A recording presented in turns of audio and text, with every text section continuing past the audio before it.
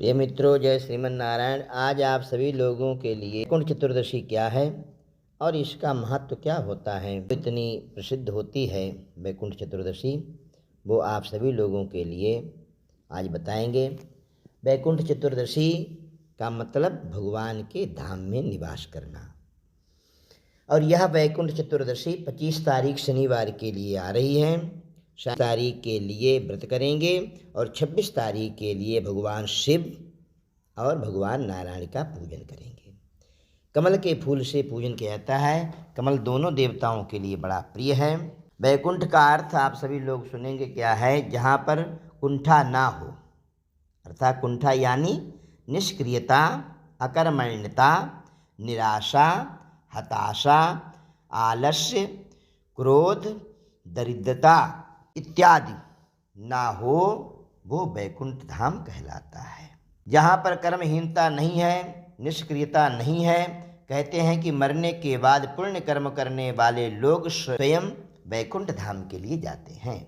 हालांकि वेद या नहीं कहते कि मरने के बाद लोग स्वर्ग या वैकुंठ जाते हैं। वेदों में मरने के बाद की गतियों के बारे में उल्लेख मिला है कि मोक्ष क्या होता है, इस पर भी ज़्यादा चर्चा है। खैर, हम आपको पुराणों की धारणा के अनुसार बताते हैं कि वैकुंठ कहाँ है। तो मरने की बात आती है तो प्रिय मित्रों, जब भगवान के भक्त अपने शरीर को छोड़ते हैं तो भगवान नारायण के पार्षद उनको लेकर के जाते हैं और वैकुंठ के आगे, जो वैकुंठ धाम है, वहाँ पर वैकुंठ के आगे बिरजा नदी है, वहाँ पर उतार देते हैं। वहाँ पर जीव बिरजा में स्नान करता है तो शंख चक्र गदा पद्म से विभूषित हो जाता है, त्रिपाद विभूति के अनुसार।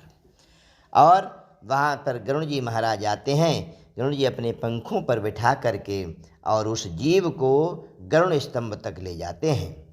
गरुड़ स्तंभ के आगे वहाँ पर अमलात्मा, विमलात्मा, योगींद्र, मुनींद्र, गण, महात्मा लोग, सभी लोग झांझ, खड़ताल, बीणा, मृदंग, नाल इत्यादि लेकर के खड़े होते हैं जीव के स्वागत के लिए। तो वो जीव आगे आगे चलता है, पीछे पीछे सभी लोग श्रीमन नारायण नारायण नारायण भजुमन नारायण नारायण नारायण भगवान का नाम संकीर्तन करते हुए जहाँ पर भगवान विराजमान हैं। भगवान वैकुंठ में कैसे विराजमान हैं?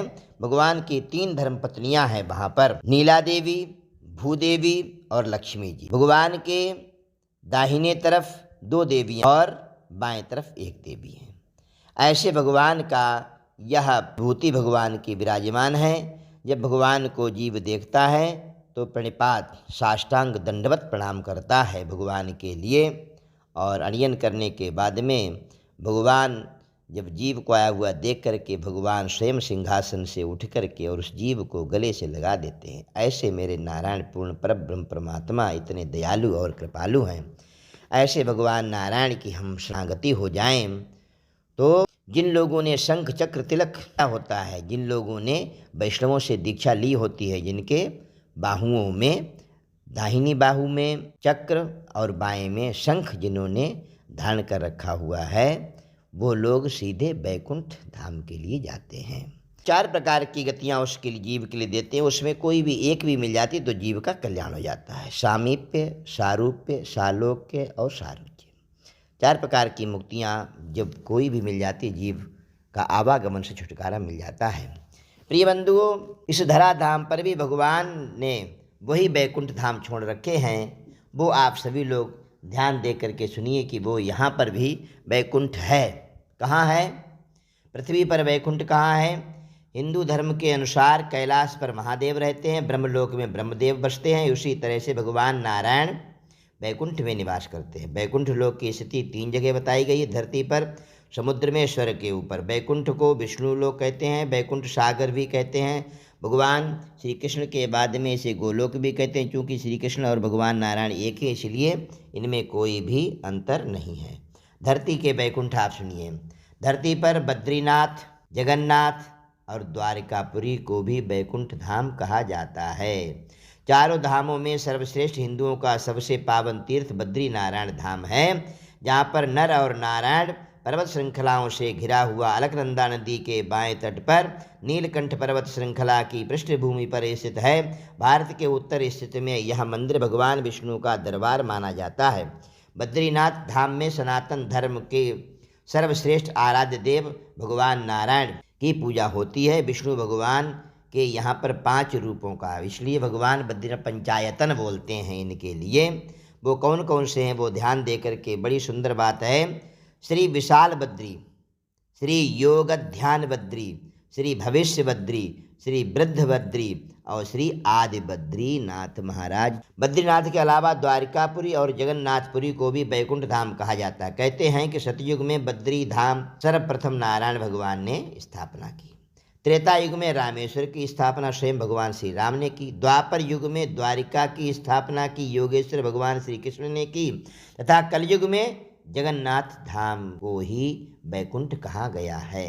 ये चारों युगों में 4 धाम। पुराणों में धरती के बैकुंठ के नाम से अंकित जगन्नाथपुरी का मंदिर समस्त दुनिया में प्रसिद्ध है, क्योंकि यहाँ पर भगवान का मूर्तियों में दिल जो है वो धड़कता है। अब मूर्ति जब बनती हैं तो भगवान श्री कृष्ण का दिल उन मूर्तियों में रखा जाता है, इसलिए भी यह सर्वश्रेष्ठ माना जाता है। ब्रह्म और स्कंद पुराण के अनुसार पुरी में भगवान विष्णु ने पुरुषोत्तम नील माधव के रूप में अवतार लिया था। दूसरा बैकुंठ धाम की स्थिति धरती के बाहर बताई गई है। इसे ब्रह्मांड से बाहर और तीनों लोकों से ऊपर बताया गया। यह धाम दिखाई देने वाली प्रकृति से 3 गुना बड़ा है और इसकी देख रेख के लिए भगवान के 96 करोड़ पार्षद तैनात हैं। हमारी प्रकृति से मुक्त होने वाली हर जीवात्मा इसी परम धाम में शंख चक्र गदा पद्म के साथ में प्रविष्ट होती है। जो मैंने आपके लिए बताया था कि श्रीदेवी, भूदेवी, नीला देवी, महालक्ष्मी के साथ में भगवान वहाँ पर निवास करते हैं।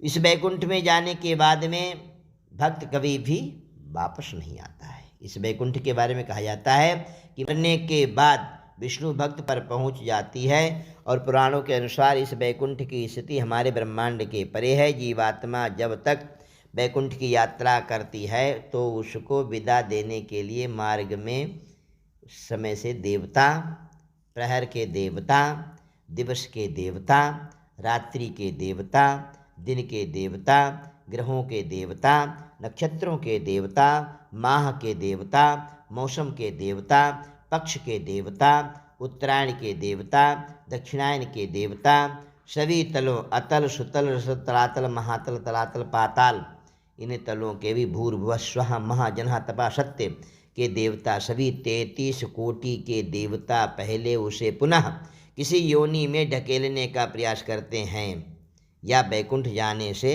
रोकते हैं, नहीं, उसके लिए मार्ग प्रशस्त करते हैं। और भगवान के धाम के आगे बिरजा नदी है, उस बिरजा नदी को मैंने बोला पहले ही कि आपके लिए वो स्नान करते हैं।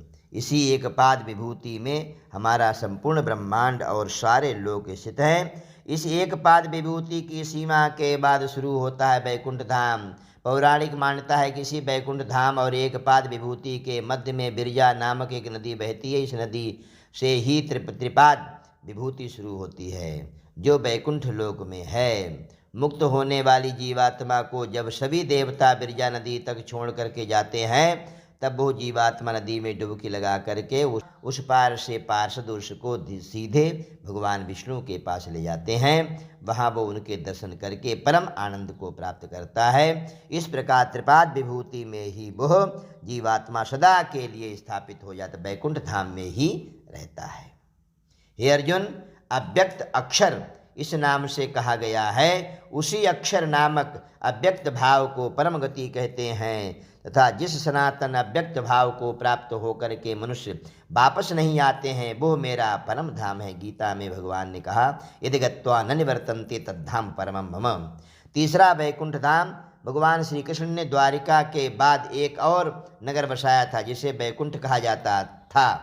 कुछ इतिहासकारों के मुताबिक अरावली की पहाड़ी श्रृंखला पर वहीं बैकुंठ धाम बसाया गया था, जहां इंसान नहीं सिर्फ साधक ही रहते थे।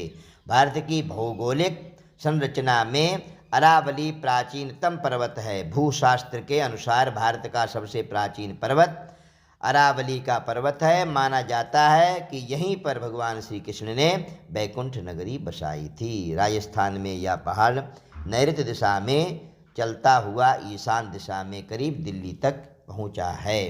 अरावली या अरवली उत्तर भारतीय पर्वतमाला है। राजस्थान राज्य के पूर्वोत्तर क्षेत्र से गुजराती 560 किलोमीटर लंबी इस पर्वतमाला की कुछ चट्टानी पहाड़ियाँ दिल्ली के दक्षिण हिस्से तक चली गई हैं। अगर गुजरात के किनारे अरबुद माउंट आबू का पहाड़ उसका एक हिस्सा है, दिल्ली के पास में भी है। बैकुंठ और परम धाम में अंतर क्या होता है? प्रिय मित्रों, आप सभी लोग बैकुंठ चतुर्दशी की कथा श्रवण कर रहे हैं। यदि आपको कथा तो आप चैनल के लिए सब्सक्राइब कर दें, वीडियो के लिए जरूर लाइक कर दें।